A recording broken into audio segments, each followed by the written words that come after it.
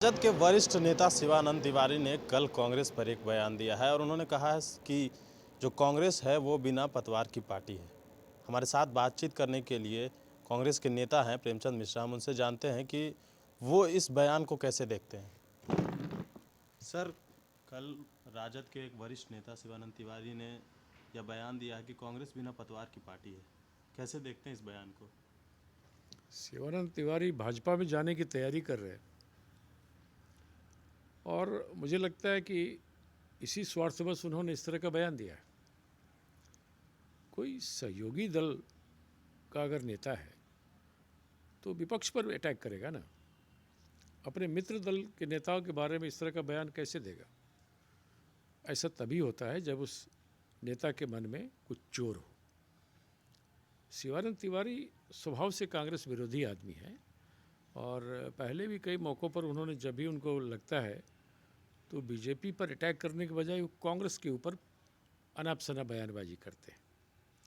तो मुझे आरजेडी के कई नेताओं ने कहा कि वो इनफैक्ट बीजेपी में जाना चाहते हैं और इसलिए अपना बहाना ढूंढ रहे हैं कि उन्हें निकाला जाए ताकि वो भाजपा में चले जाएं। लेकिन मुझे आपत्ति इस बात पर है कि शिवानंद तिवारी आरजेडी के नेता के तौर पे बयान दे रहे हैं, जबकि वो आरजेडी के अधिकृत व्यक्ति नहीं है। आरजेडी का मतलब होता है लालू यादव, तेजस्वी यादव, राबड़ी जी।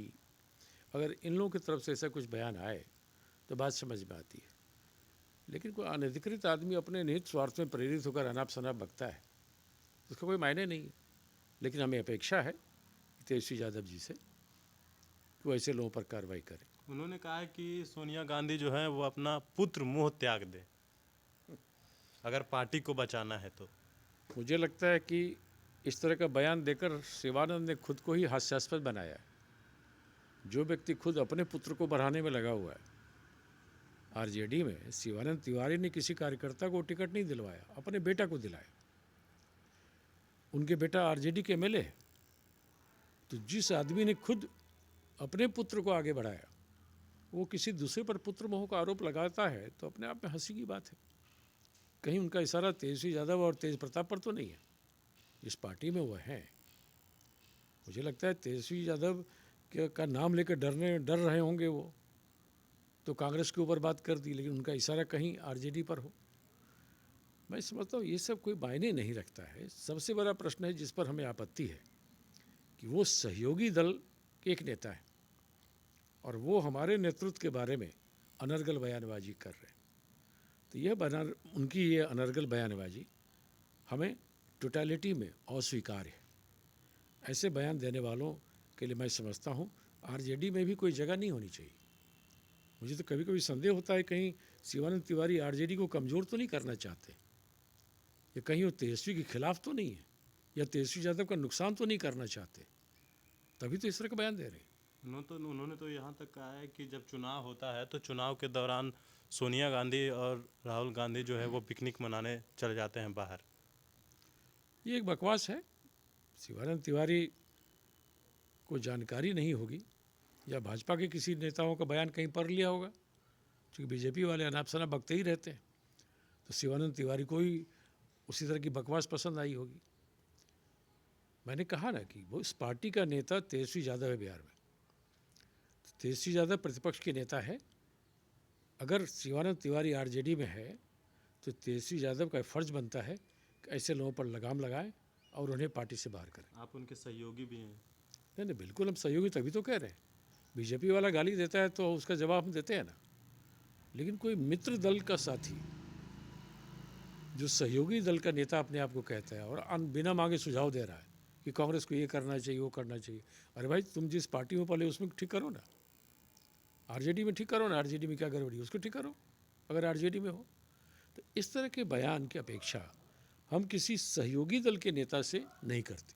इसलिए मैंने कहा कि उस पार्टी के नेता लालू जी हैं, उस पार्टी के नेता तेजस्वी जी हैं और राबड़ी जी हैं, तेज प्रताप हैं।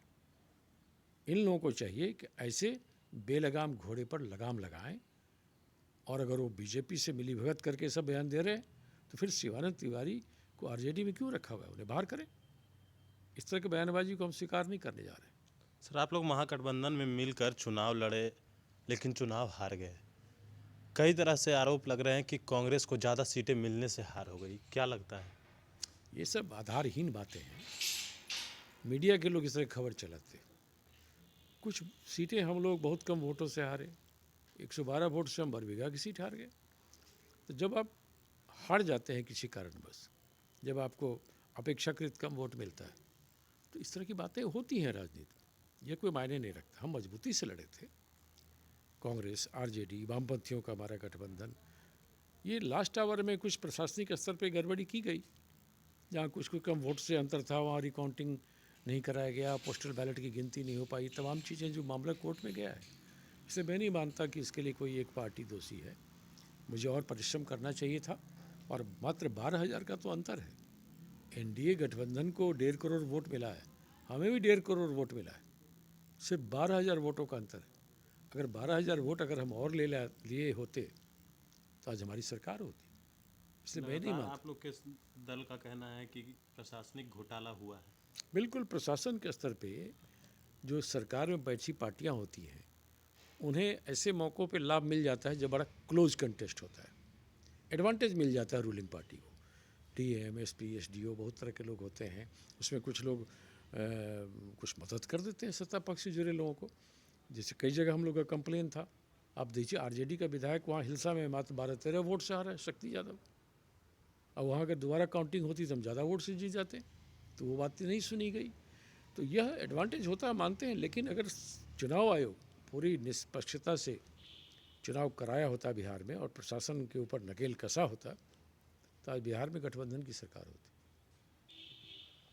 ये थे हमारे साथ कांग्रेस के नेता प्रेमचंद मिश्रा, जिन्होंने शिवानंद तिवारी पर तेजस्वी यादव से मांग किया है कि ऐसे जो व्यक्ति हैं जो अपने सहयोगी के ऊपर बयान देते हैं, उस पर तेजस्वी यादव को कार्रवाई करना है चाहिए। और उन्होंने साफ तौर पे कहा है कि अब देखने वाली बात ये भी होगी कि अगर तेजस्वी यादव इस पर क्या एक्शन लेते हैं। तो बने रही फर्स्ट बिहार झारखंड के साथ, और भी जो राजनीति से जुड़ी खबरें होगी वो हम आप तक लाएंगे।